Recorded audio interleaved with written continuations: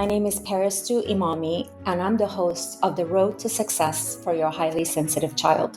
This podcast is about empowering parents of highly sensitive children to nurture their child's unique personality trait and create a path to success. Our podcast provides guidance, insights, and support to help you unlock your child's full potential, fostering resilience, confidence, and a bright future. If you're new to my podcast, please go back and listen to episodes 1 and 2 because they provide information on high sensitivity that all subsequent episodes will build upon. If you skip these episodes, you won't get as much out of this and all subsequent episodes. To book a private coaching session with me, please visit my website at parentinghsc.com. Today, I have the privilege of having my dear friend Shivangi as my guest. Shivangi has embraced the positive and empowering aspects of being a highly sensitive person, has unleashed her superpowers, and has built a highly successful career. Shivangi is an account director with a bachelor's degree in engineering and an MBA degree. She has been in the tech industry for nearly 20 years. Shivangi is a wife, a mom, a techie, and a millennial. Sorry, it's hard to pronounce that word, millennial. There we go. And of course, she's an extremely dear friend of mine. Welcome, Shivangi. It's so nice to have you as my guest. Hey, Parso, thanks for having me. Really excited to be here. Thank you. As you know, I'm creating a global movement in bringing awareness and acceptance of highly sensitive people.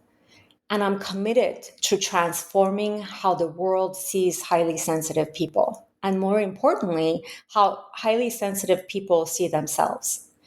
The reason I decided to do the podcast series on highly sensitive people who have created a very successful career for themselves is because many, if not all, my clients are concerned about the future of their highly sensitive children, and they're worried that because their children feel deeply and because they have a finely tuned nervous system, that they won't be able to thrive once they grow up and enter the workforce.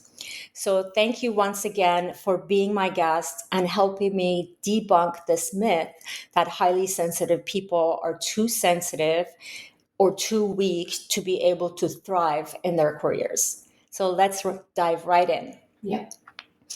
So why don't you tell us a little bit about yourself and about your journey?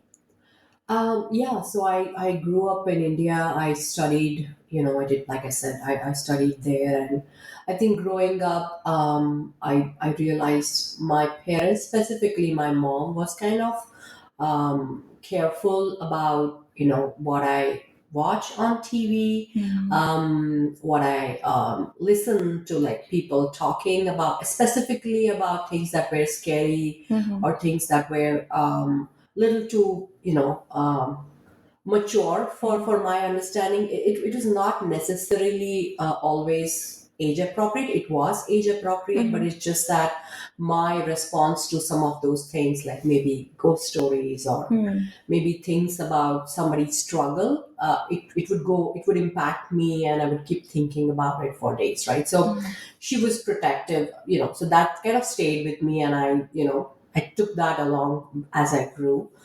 I started my journey in India. I started my career there, and then I did my MBA from Singapore. First time I moved to US in 2007. I was in New York, maybe 22, 23, and that's where I started my journey here in the US. It's been like nearly 15, 16 years that I've been here. I think I really look forward to going to work every day. I love my clients, right? I do sales for a living, relationship management. I love my clients. I love what I do.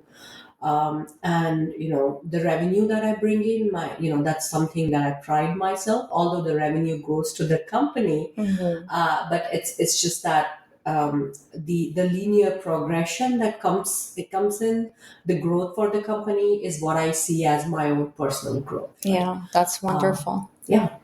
Thank you so much for sharing that. When did you first realize that you're a highly sensitive person? I think maybe like I said in the previous question, right? I think around my childhood, maybe I was like 5 or 7 years. Hmm. I came home impacted by some of my neighbors were, I think they were struggling. They were talking about something about their financial troubles at home, and I overheard that. It's normal for a 7-year-old to kind of move on, right? But Yeah. it kind of stayed, and I went home and asked my mom, is like, are we poor, like, Hmm. and I think that's when her reaction was a little too much in terms of protecting me. Hmm. So that's when I felt like, oh, okay, seems like I need to there's something my mom thinks I needed to be careful about, right? So that's Hmm. when I felt um, yeah, and I think the other things is also some of my relatives, I didn't like them, and I could sense that they were not the right people. Hmm. I was maybe 9 or 10 years old, and I actually told my parents on the face, like, I don't like this uncle. Hmm. He was the sweetest uncle, Hmm. Hmm. on the upfront, right? He was really nice. He would get candy for all of us, and he was a normal uncle, right? Yeah. But I just told my parents out of the blue, I don't like this guy. I don't trust him, Hmm. and they were like surprised, like, Hmm. how, and why would you say that, right? Yeah.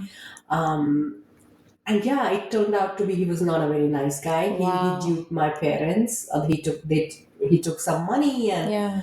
um, yeah, he's not a nice Yeah. guy. That's so impressive that you were so intuitive as a child. Of course, highly sensitive people tend to be intuitive even as a child because, we're born like this. We're born with this personality trait. So it's with us from day one.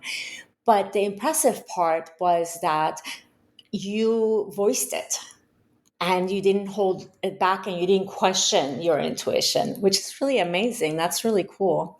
Yeah, I think that the credit goes to my parents, because I Mm. think the first time when I asked, Hmm. kind of a random question, they didn't say that, oh no, you're not supposed to say such things, or oh no, Mm. that's not normal, that's not okay to kind of Yeah. ask those kind of questions, or listen into what's, I was not listening, it Yeah. just fell on my ears, Yeah. right? Yeah. So they were kind and supportive of Hmm. me asking those questions. And I think, just to add to that, my mom, even to this day, Hmm. although I'm like much of an adult, right? Hmm.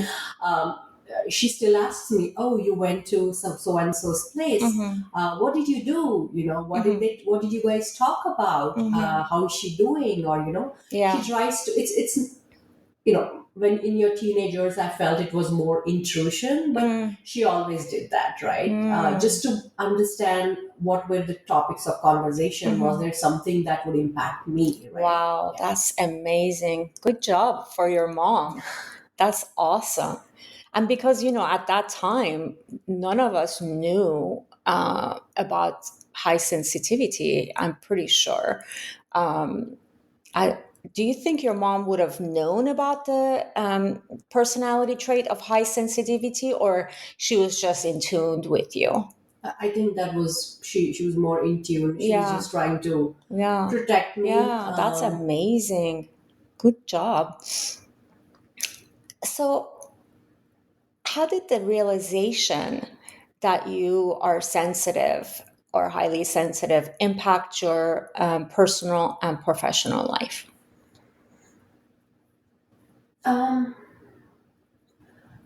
I think, like, specifically, I wouldn't say it was negative Hmm. on the outset, right? I think I started embracing what I am. That's Hmm. part of who I am, right? Hmm. So I wouldn't consider that to be.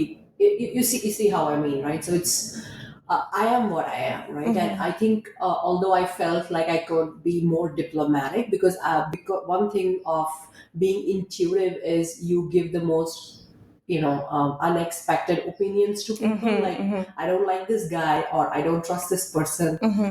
um I used to hold those back, right? I used to hold those back and position it more in a diplomatic way, so that it doesn't come out like that direct initially in my professional life. But I think I was, people who knew me, they kind of figured I was holding back things, and eventually I speak my mind now, right? That's Over wonderful. a period of time, I just say, I might not say I don't trust this guy. I might say that we might need some more time to, get to know this person better. Things slightly in a different mode of Yeah. words, not diplomatic, but it means the same, but Yeah. give the person more time. Yeah. The other thing is, my whole nature kind of helps me in my professional life, right? So because I'm intuitive, I can know if a sales conversation is going in the right direction or Yeah. Yeah. not, Yeah. right? I kind of read people. Yeah. I can be aware of who's thinking of what. Like if in a Yeah. room of 15 people, I can see, this person is not interested. We are not talking about one person's interest. So I would reach out to that person right there and say, is there something else I can present from a proposal point of view, right? I would also know if I can reach out to a certain person and ask them to review my proposal, right? Even if it's a client, I can try to gauge the budget Yeah. component from Yeah. them. I can be aware because I can read, I can perceive what these Yeah. everybody's thinking, and I can read the room, right? Yeah. So I think I kind of embrace that for myself, and then obviously the empathy part of it, right? So when I do my meetings, while I'm also getting my requirements, what the problem statement for a client is, right? They sometimes say, oh, my ERP is not efficient. My technology does not integrate with other tools that I have. Fine, those are all very clear requirements, but I try to get to the point. What is your problem? Yeah. Are you is the performance impacting you because your users are on you, right? Is it because it's too much of a spend? Is it because I basically try to align to this decision makers keep core problem statement, Yeah. right? So what Yeah. is that will make this person successful? So Yeah. that is empathy, and some of them are hidden. They are not explicit. You cannot Yeah. call that out in a Yeah. requirement, Absolutely. right? But I present that when I talk a solution. I insert those solutions within my proposal. For example, if their users are being too demanding, or it's the users who want to change that ERP, I would say this ERP would be easy for you to implement, and your users would love it because the user interface is amazing. Oh, Although that's not an wonderful. explicit requirement. Yeah, yeah. See, that's also it's beyond empathy. It's also depth of processing, because this is what I love about highly sensitive people is the depth of processing. Because most non highly sensitive people would just pick up on the actual requirements, right? They don't think about the various aspects of this problem for the customer. So you thought about, okay, how do their customers, what is the pain point for their customers? You think about the current situation, the future situation, the various players who are involved. And as a highly sensitive person, you really think deeply about these things and you come up with a solution that goes way beyond the expectation of the customer, which is really, truly a gift all by itself, even if you didn't have any of the other personality traits that comes with being a sensitive person. This by itself is huge in the workforce. That was awesome. Thank you so much for sharing the story and for giving us examples, because it really helps our listeners understand better when my guests give examples. So thank you for that. What about your career choice? How is being a highly sensitive person influence your career choice? Yeah. Um, I think one thing when I started my career, my goal was whatever I do, I want to do my best job, right? That's been my goal, right? Mm-hmm. And because of these gifts, various gifts, right? As Mm-hmm. a highly sensitive person, um, I could pick up things, I could learn things, I could adjust, go fit into any Mm-hmm. kind of a role when I started, right? Mm-hmm. And my goal was, while I was doing the best job, at whatever was given to me, I was also absorbing the Mm-hmm. Mm-hmm. surroundings. I was learning from people with whom I would interact, or people who would simply sit next to me. I was Yeah. absorbing, what is this person doing, right? Mm-hmm. When you're just out of college doing a job, you don't know anything. Yeah. Yeah. You're just there, right? Yeah. But I would look at different people. I would look Mm-hmm. at, this person looks tensed, this person looks happy with what Mm-hmm. he or she is doing, Mm-hmm. this person looks indifferent, he's Mm-hmm. like given up on his job. So I started taking in all of that, right? Mm-hmm. And Mm-hmm. I won't say I like formulated my professional journey, but I think those two things, learn from your surroundings, do the best what you can. I let my career evolve accordingly, right? I see. One point in time, like maybe 5 years into my career path, I found this really cool manager, right? So I was like, oh, I'm just trying to assess what should be my next path. Clearly, I'm not.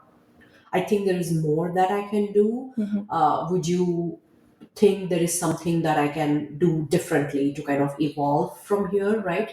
So he gave me a couple options, and I did my soul searching Mm-hmm. accordingly. I actually actively went and reached out to people in those roles. Mm. I said, "What do you do?" And I was open about it. I said, Yeah. "Yeah, I want to know what you're doing." And they were like, "It's a weird request, right?" Mm.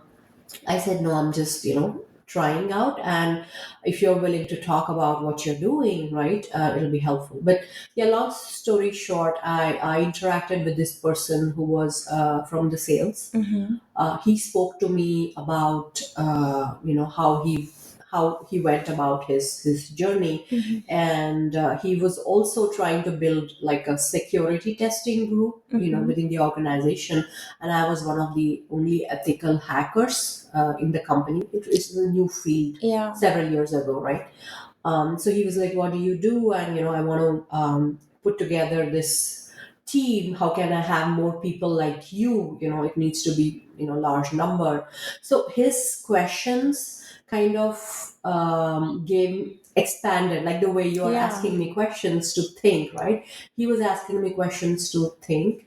And that's when I realized that's what I want to do, right? That's I mean, wonderful. he knows what he's talking about. He's Mm-hmm. getting money for the company, while I'm sitting here fixing like one submit button for the Mm-hmm. Mm-hmm. website. He's bringing the real money for the company, right? Yeah. That's when I decided I want to do sales. Mm. It's been 14 years hence. Yeah. Wow, that's awesome. Yeah, this reminds me of when I was working at Sun Microsystems. I started in the legal organization, and I quickly learned that I wanted to do something different. And that's exactly what I did. And this is, again, a highly sensitive person's way of doing something. If they don't know, if they don't know about a subject, they know how to get the information that they need to make an informed decision. So the same way that you went and interviewed people in the various areas that you were interested in, I did the same thing.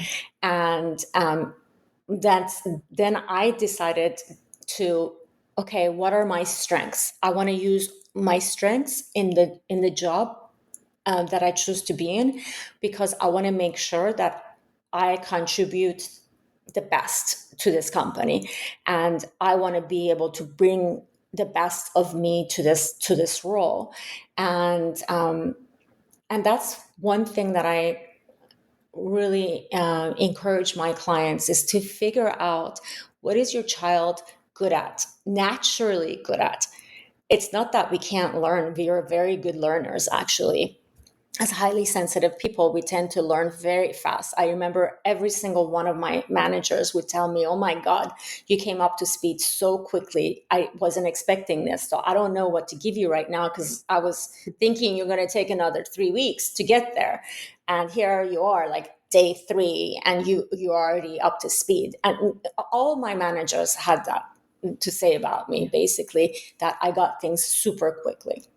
So it's not about the fact that we can't learn, but I always say it's really good to use the gift that you were born with. The gift, I believe in God, so I always think whatever God gave me is what I'm going to use. And of course, we learn other things. It's not that we only stay with whatever we're good at, but that is going to be my core determinant for my career, because it brings you confidence, and when you have that level of confidence, which I believe your mom built a very high level of confidence in you, and that's why you were able to be yourself throughout the years. And that's when because of your confidence level, you were also able to decipher for yourself, oh, I'm not being my authentic self here. I'm going to be my authentic self. And that's all comes from confidence. And so if you have the confidence level going into a job that, oh, these are my strengths already, then you can very easily learn everything else as well that you need to learn to keep growing in your career. Yeah. And I think just to add to that, right, like because we are highly sensitive people. Um, when we aim for something, while we know we are good at 5, 6 things, we would also know that we need to pick up 6 other things, Yeah. right? And that's actually being self-critical Yes. in a way of improving, not just Yes. saying that, oh, you don't know, so you can't Yeah. go there, Yeah, right? exactly. We don't believe that. We believe we know 6 things, we don't know 6 others, but we can learn, right? Yes, We can exactly. find a way to do that, but it's important to know what you don't know also, Yes, right? And be exactly. prepared to work towards it. Yeah. Absolutely. And that's where the curiosity of a highly sensitive person comes in. The curiosity is what makes them be knowledge seekers. Highly sensitive people, most of them tend to be knowledge seekers. Like, if they don't understand something, then even if it's not in their field, let's say I don't understand something,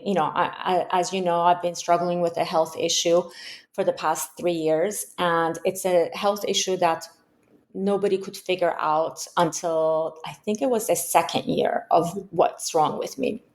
And even then, it's an illness that a lot of people don't know much about because there hasn't been enough research done on it.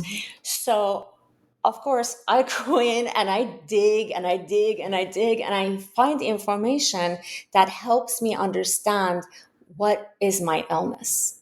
I'm not a doctor, Yeah. yet I read so many articles that were written for doctors or people in the medical field. But I decided I don't care if I don't understand some of the terminology.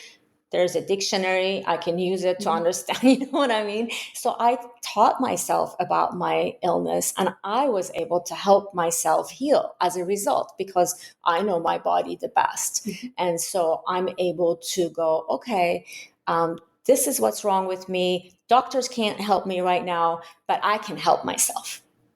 And that's the beauty of being a highly sensitive person, is that you are very much into knowledge seeking, and you do learn very easily, even on topics that have nothing to do with your career. What about some challenges? What challenges did you face in your career due to your sensitivity? I think, yeah, so the intuitiveness, right? So, like I said, I would just not be very diplomatic about what I feel, because it would be a think I can't put logic to that, right? Sometimes when I say, this deal needs some more work, for Yeah. example, it's more of an intuition. Yeah. If somebody says, give me the logic for that at Yeah. that point in time, it's hard to give the logic, right? Yes. So Yes. that's a challenge. And then if the person, even it's the same thing even with my husband sometimes, right? So um, we were like hanging out in a area, right? We were in Miami someplace, and I say, I don't feel right. Let's go from here. And my husband, he knows me, right? So but then he says, well, there is a police station right here. You're in a fairly safe neighborhood. Why are you, what's that making you feel uncomfortable? Logically, you should not.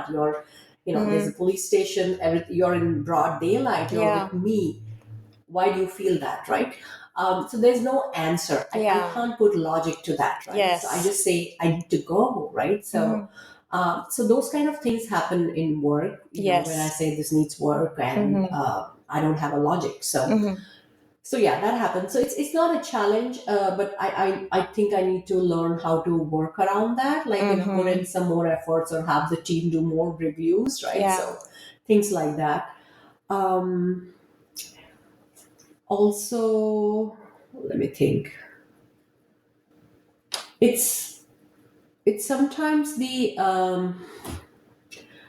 it's sometimes you read people, because I read people better. Yeah. I kind of also know, I can sense if this person holds enough budget for this kind of a conversation. You see what I mean? Yeah. Yeah. So when you map your leadership with a certain client, sometimes you have a feeling, although that person is maybe a VP too, and your leadership is a VP too, so it's technically a good mapping, right? You should allow for that kind of conversation, but you can read that the client is not mature enough, Yeah. Yeah. or not at the same wavelength as your leader,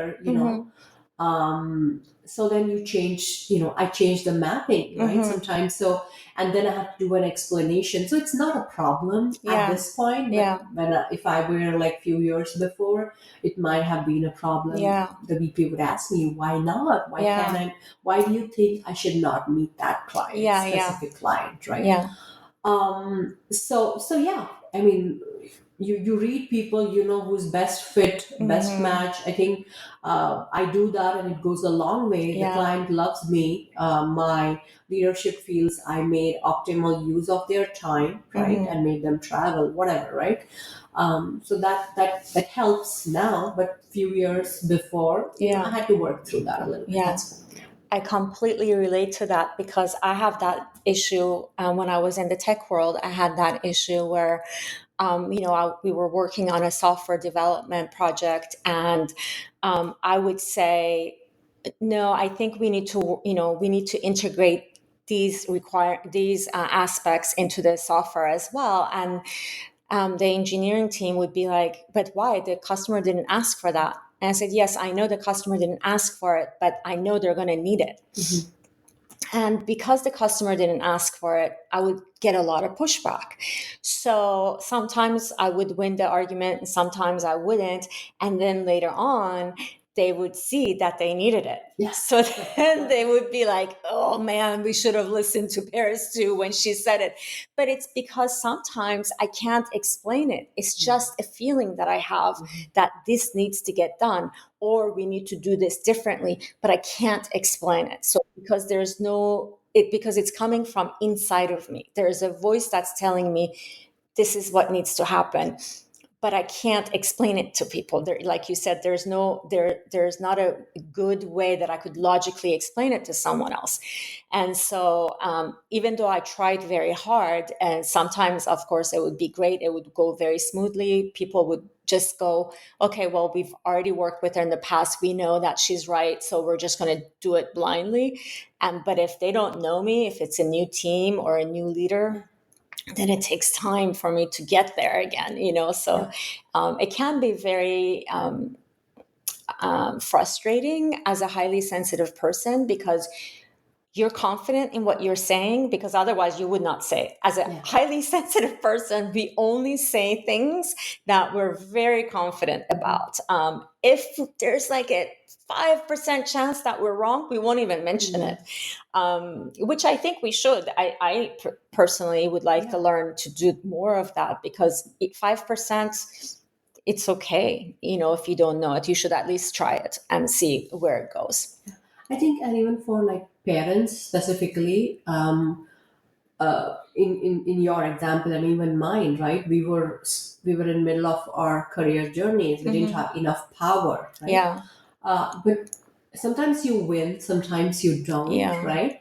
But it's okay to not win, right? But letting go of that intuitive power is not okay. No, absolutely not. So I think for parents, it's important to keep that intuitive power alive. Yes. I have a 4-year-old, right? And I can sense, like, even and there's a saying, I think you've heard, right? Like, kids can tell who the bad relatives are. I think parents can tell who the bad friends are. Yeah. And friends can tell who the bad boyfriend or girlfriend. Oh, yes, that's true. So my kid can tell, which of my family or friends are like really, kind people whom I should hang, and he's kind of skeptical about some of the others, right? Yeah. So I like to keep that intuition alive. Yes. Encourage that, because that was done to me. Yes. And I sustain it, and I didn't lose, like the way you said. I've lost several conversations where I couldn't convince my intuitions, but I still held on to those. Yes. And now I can do whatever I want. Exactly. Right? So, Exactly. Yeah. And in my career, I always dealt with VP and C levels, always. And the last job that I had, I didn't report to a VP, but most of my jobs in the tech world were reporting to C level or a VP level. And so at the very early on in my career, I decided I'm equal to these people. I don't care if I'm just entering my career. I'm going to treat myself as an equal, because if I don't, I won't be able to work with these people. They won't take me seriously. And I was young, right? Because I graduated from college at a very young age. And so I was much younger, and I showed it. And so I had to make sure that I come across as confident and I don't see myself as beneath them. I saw myself as an equal, despite the fact that my age nor my title was equal. And I think that really helped me in my career, because that's why I kept getting positions that would work directly with, C-level, VP level individuals. Let's look at it. Okay, let's do 2 more questions. What are some strengths or unique perspectives that being highly sensitive has brought to your work? We talked about a lot of them already. Yeah. Is there anything that you want to add to what we already discussed? I think differentiation, innovation, right? That is something that I bring, that I take to my work, right? While I understand, get the empathy side of, like, we're just talking at a deal level, right? Yeah. Like, you're putting a proposal or a deal. So the empathy part, I already got it in the bag, right? Intuition, right? Also get my prices reviewed, by people. But there's also the aspect of differentiation, right? So how do I differentiate my proposal from my competitors, right? Yes. Obviously, there is not a view that I would have in what the competition may be putting in, Yes. right? Sometimes you have, sometimes you don't, right? Yeah. But I think it's important to foresee that, like, if you've been in the industry, you can tell, okay, these are the 5-6 things everybody would put in a proposal, right? Yeah. What is that I should differentiate, right? Yeah. So that is something I bring. Yeah. Just to give you an example, one of my client was trying to um, was had narrowed down on 4 or 5 different locations. This was a large U.S. bank. They wanted to have their U.S. center consolidated. They wanted to have like a development center consolidated. They had various options. They had Dallas. They had Pennsylvania. They had a couple geographic locations. They also had Mexico, Poland. So several locations, right? And while everybody spoke about, like everybody would talk about, oh, we have presence in this location, we have presence in that location, we can help you. Some of the proposals would be like, oh, don't worry, we are global. You choose any location, we'll help you out, Yeah. right? But I thought through that. I was like, what if they don't know where they want to position, right? Yeah. If they knew, they would have said, okay, we want this location, give me a proposal for setting up in this location, right? They would have said that. Yes. But probably they're not able to arrive at that decision because there were like 5 different locations. That's like broad, and they were not all in US, they were everywhere. Yeah. So I thought maybe we give them an evaluation criteria. So I came up with this little table that said, let's have different criteria. Let's have skill availability, talent availability. Let's have price point. Let's have time zone coverage, and a couple others, right? So we built a table for various locations, and we put a check mark, right? Oh, So for example, for Mexico, time zone coverage, it checks out. Price point, it checks out. Labor laws, complicated. So that was rated low, right? So similarly for Poland, time zone, little bit complicated. This was a West Coast based client, right? And price, talent, skill really high, talent availability low. It's not a very populated country, right? So we kind of rated them differently, and we came up with a weighted average and recommended them one location. Oh, wow. We gave them like 1, 2, and 3. So based on the scientific calculation, we gave them 1, 2, and 3. And I went back to my leadership. They were like, "Oh, you're restricting them to 3. We can do any location." I said, I convinced them. I said, "Let's give them the 3 location. And you can add a caveat.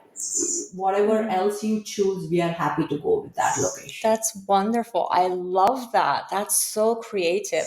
That's the other thing, like, we don't talk about very much. Well, we have talked about it in the previous episodes, but we didn't talk about today is creativity. That comes, like, this is a huge example of being creative.